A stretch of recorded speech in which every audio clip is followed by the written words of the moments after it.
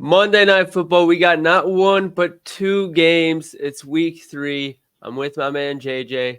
I'm Will. Let's get this thing rolling.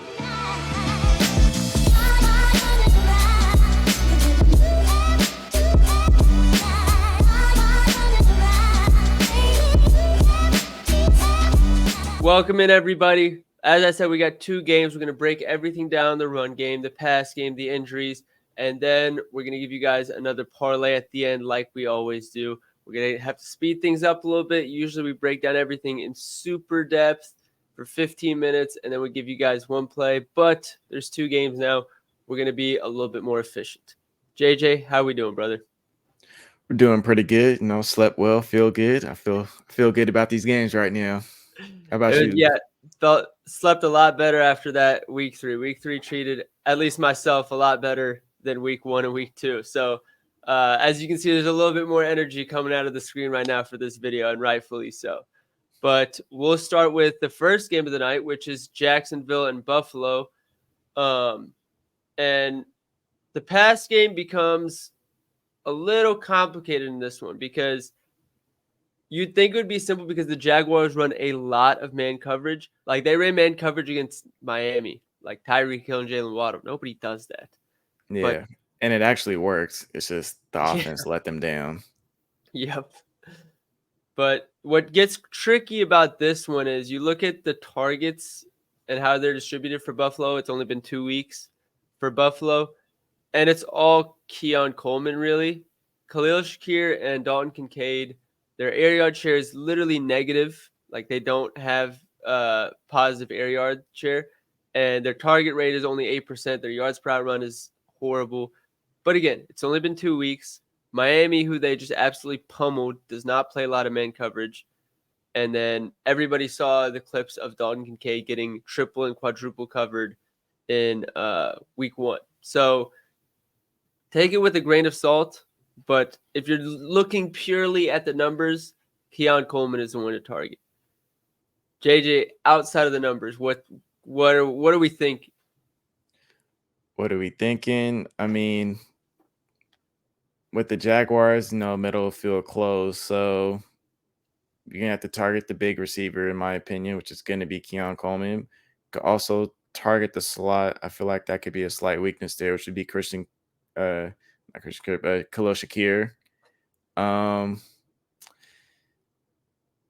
It's tough to say. It's just not a whole lot of data to work with, not a whole lot of film against man coverage, because about 75% of the man coverage they faced this season was against Arizona in week 1. And that's a little bit skewed because Dalton Kincaid was getting double, tripled, even quadruple coverage in that game. So other people are getting open easy. But I Yep. mean, that was all part of their Arizona's plan. So it's hard to say. I do think I want to say it'll be Keon Coleman, especially last week after he kind of did nothing, even though I know you took his under in that game Yeah. and cashed. It wasn't his matchup, but I think we're going to see Josh Allen breaking out of the pocket a lot because against man coverage, once the quarterback gets out of the pocket, all the DB's backs are turned, and now suddenly there's nobody to stop the quarterback from running for 5-10 yards. And then single high, you're going to target the X receiver more often than not if he's open, if it's his route, and that's going to be Keon Coleman. So there's not anything super sharp like, banging the table like we did with Rashee Rice yesterday for those who tailed that. But there is some stuff you can target. On the other side, in the pass game, we have the Bills defense is running a lot of too high. And for the Jags, that has been Brian Thomas, his yards per out run has been crazy. Christian Kirk, the targets have been there. Outside of that, it's been kind of murky. Gabe Davis hasn't done much. Evan Ingram has had targets, but the yards haven't been there as much. And now Evan Ingram is out, which I think brings a interesting edge with Brenton Strange, who's the backup tight end. He was drafted in the second round, I think it was 2 years ago. And they drafted him after Evan Ingram. I can't remember if it was after he had a big season or after they had just signed him. And you could tell the plan from the jump was we're going to let him develop behind Evan Ingram for a few years because it takes tight ends a little longer to develop. And then once Ingram's contract is done, he's out the door, and we're just going to put Strange in there. It's going to be cheaper. And That showed up last week. Last week, Strange had 65 yards. And I think now with Ingram out in this game for a full game, I think there's potential for him to show up in this game. He's going to play a lot of snaps out of the slot rather than with the line, which I think is a big help here. Especially, we've said it for 2 weeks and it hasn't really come to fruition. But Matt Milano, obviously their best coverage linebacker, is not playing, which is to the advantage of tight ends. I think Strange could be a nice X factor for the Jags in this game that the Bills don't really have enough film to game plan for. But outside of that, I didn't have much else in terms of, oh, this is an interesting angle that people probably aren't looking at. JJ, do you have anything else on that side of the ball, or? I mean, yeah, there's not much to like really deep dive into here, just because it's so early. Then you got obviously Evan Green, a huge part of their offense is now gone, and nobody really stood out other than like Strange, like kind of surprised us last week. But it's not really surprised. They spent a lot of decent amount of draft capital on him. Best thing to do, target the middle of the defense for the Bills. That's kind of like we did last week. Just unfortunately, when quarterbacks don't know how to slide, it kind of affects your props there. So hopefully he doesn't have a problem this week.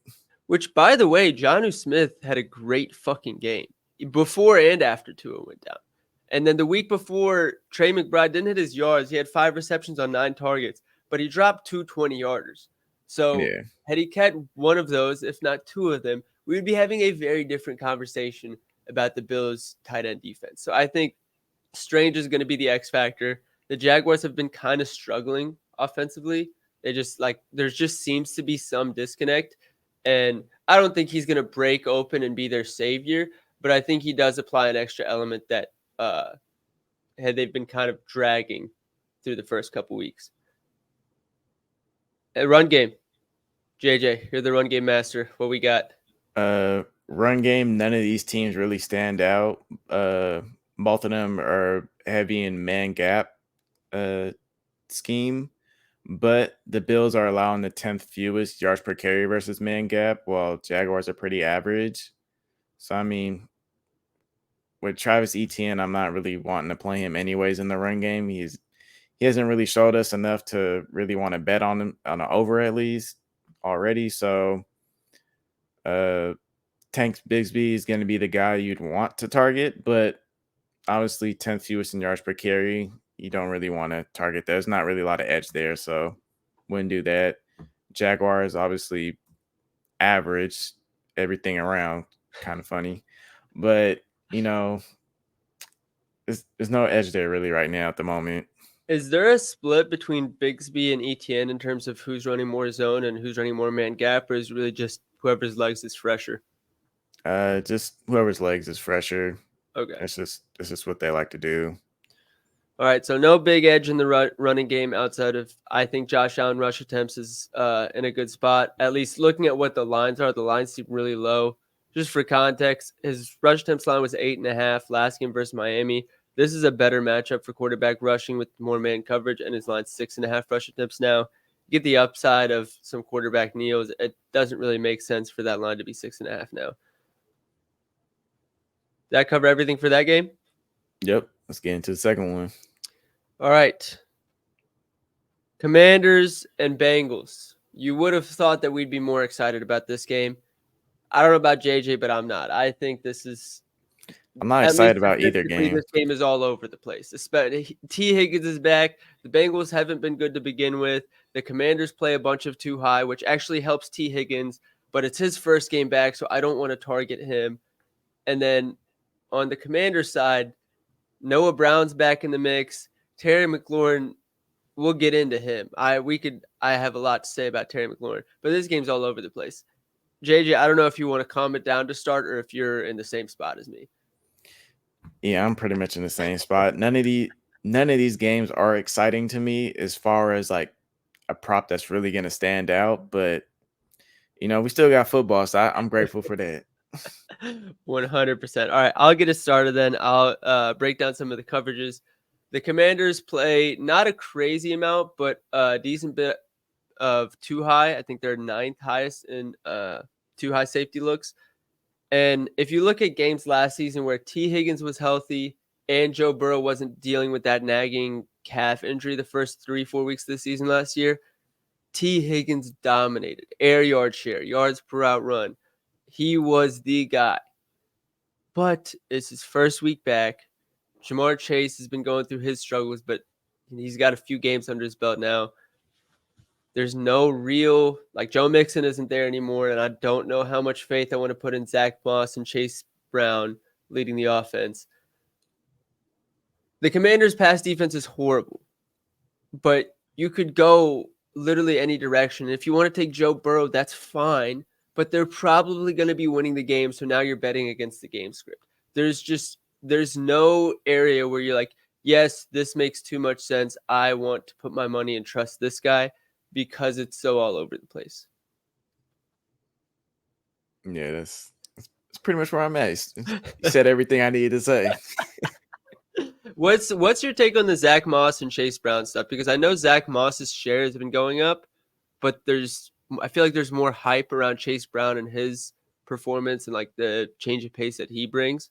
He's always going to give you a few explosive plays every game that's going to get people back on his wagon. So, but I mean, it's still going to be the Zach Moss backfield. He's been doing everything he needs to do.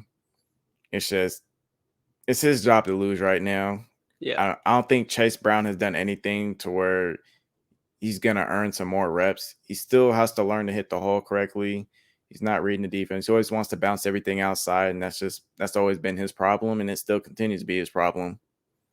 Is he DeAndre Swift's little brother? I don't think he'd be as bad as DeAndre Swift as we've seen this year. Special, bouncing out to the outside when you have two big holes to run through. Yeah. That's the Bengals side. Commander side, again, Noah Brown's back in the mix, or not back in the mix. He's now in the mix, and he's like a sneaky good weapon. He's nothing special, but he adds a different element to the pass game. Zach Ertz, seasoned vet. The coach likes him. He spoke highly about him just recently. Terry McLaurin is Terry McLaurin. At this point, he is what he is. Everybody knows that he's a dog, but he's never going to break out in that tier 1 receiver. What is he now, 29, 28? He's somewhere up there. Yeah, he's past the point of like, okay, he's got potential. He's got to reach it. Like, at this point, we know 29. 29, yeah. We know what he is. But what's super interesting about this matchup is the Bengals play 2 coverages at a top 5 rate in the NFL. That's cover 1 and cover 2. Against those 2 coverages, I want to add a disclaimer that this is just 16 routes. But against those 2 coverages so far this season, Terry McLaurin has a 97.8% air yard share. That means when he is on the field against those coverages, he has 98% of the air yards thrown his direction. That is fucking insane. That's not no. I don't care how small the sample size. I don't think I've ever seen the air yard share that high. No. But the other issue is the Commanders don't throw the ball. Yeah, they're just gonna throw nothing but screen passes and this. Like when you talk about dink and dunk, they are the dink and dunk masters. The Cliff Kingsbury special. Yep. I had people try and tell me that Cliff Kingsbury was an offensive mastermind this preseason. I just want to. It's week 3 hasn't even started yet for him. I'm taking my stamp of or my victory lap on that because no, he's not. He had a route last game, 10 yards out from the end zone, 5 receivers on the field. Just had all of them run. What was it? Comeback routes or a cross or what was it? It was all comeback routes or curls. All comeback routes. I had all 10 of them just run to the end zone and run a comeback route. Of course, nobody was open. I don't know who. I could have told you that wasn't going to work. And this guy's getting paid to call that play. That was unbelievable. So, yeah, Terry McLaurin, 98% air yard share. It's probably not going to matter because there might not be that many air yards to go around to make it worth it. Luke McCaffrey's probably going to lose snaps to Noah Brown. Actually, do you think he does? I think he'll lose a few. I don't think nothing crazy this game, though. Yeah. So, don't really want to play the Luke McCaffrey game. Noah Brown, I don't know how much work he's going to get in. Zach Ertz, 7% targets per out run and 0.5 yards per out run against cover 1 and cover 2. Only 12 routes. So, again, grain of salt, but not what you want to see if you're deciding whether you want to bet on a guy or not. and then Terry McLaurin. As far as the run game, it's Austin Eckler and Brian Thomas. Brian Thomas has impressed a lot of people this season, including me. But Yeah, I he's been haven't going looked. crazy. What do we feel about the matchup for him? Let's see. So Bengals are allowing the 15th most versus man gap. Commanders going to be a man gap scheme type of team where they're averaging the 4th most yards per carry. I mean, I don't know. I think Austin Eckler is really not going to have much in the run game. He's just going to be the main guy in the passing game. So if you want to take like an attempts line or something like that, I think I'd be fine with that. Have you looked at his lines yet or no? I have not. All Just right, then going we're gonna purely play a off of game. this matchup. Then we're gonna play a game for everybody watching. We're gonna play guess what the line is. His rush yards and his rush attempts. I want you to guess what they are, and we're gonna decide whether it's a good bet or not based on your line. All right. I'm gonna say it's at maybe like 13 and a half, 14 and a half. 13 and a half attempts, minus 120. So no edge on the attempts. That's a great line, JJ. And now we got rush yards. Rush yards. If he's at 13 and a half, it's gotta be somewhere around 60 then, right? 53 and a half. It's close. So if you want to play a running prop in this game, your best bet is probably Brian Robinson, 53 and a half rush yards. Jaden Daniels has been running like crazy, 48 and a half yards, kind of high line. But the So Bengals get a lot of pressure. So they and do. when he pressure, he likes to run. Oh, he'll bail out in a heartbeat and go start running. Yeah. All right, so that covers everything. Go over everything real quick before we give the parlay. In the Bills game, we got Josh Allen probably gets a decent amount of rushing attempts against the man coverage. The Jags play a lot of man coverage, which so far has favored Keon Coleman. On the other side, Brenton Strange should add a different element to the offense, filling in for Evan Ingram. Gabe Davis, don't expect much. Christian Kirk, reliable. There's nothing special to add there. And Brian Thomas is, at least for me, or not Brian Thomas. Brian Thomas. I'm still kind of figuring out personally. On the Bengals and Washington side, Washington's pass defense is horrible, but betting on passing props on the Bengals side kind of goes against the predicted game script. T. Higgins was the best against their too high coverages last season, but it's his first game back, so you're kind of playing with fire. And on the other side, Terry McLaurin takes over all the air yards against their coverages, but the sample sizes are a bit small. Bengals should be able to get coverage or get pressure and force McDaniels out of the pocket. Now let's get to the parlay. We're going to start with the Jags and Bills game because there is a system that me and JJ found that is absolute gold. We're taking the under 45.5 points because since 2021 in Monday Night Football games where the spread is less than a touchdown and the over-under is and the game total is in the 40s, the under is 27-2. The only two misses were both 49er blowouts. So, there's no 49er team in this matchup. So, we're taking the under 45.5 with confidence. That's the only part of the parlay we have in that game. Next, we're going to the Bengals and Commanders, and we're going to take Daniels 25 yards. As we said, the Bengals are going to be able to get pressure, and he'll bail out in a heartbeat and start running. His normal line is 48.5. 25 should be light work. But I say that with caution because of what Bijan Robinson did to us yesterday. The last leg, super juiced, but to get the FanDuel boost, parlay boost, we needed this, is the Bengals money line.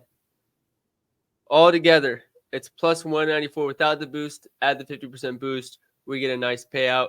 Put a full unit on it because that's what they allowed me to do. But that's the parlay. We're going to cash this one. I'm confident. You guys can hear the confidence in my voice. I will be so utterly shocked if we don't tuck this one in. JJ, thank you as always. everybody, like and subscribe. Appreciate all the support you guys show, and thank you for taking the time to watch this. We hope you found this helpful. If you did, make sure to let us know in the comments, and we will see you guys on the next show.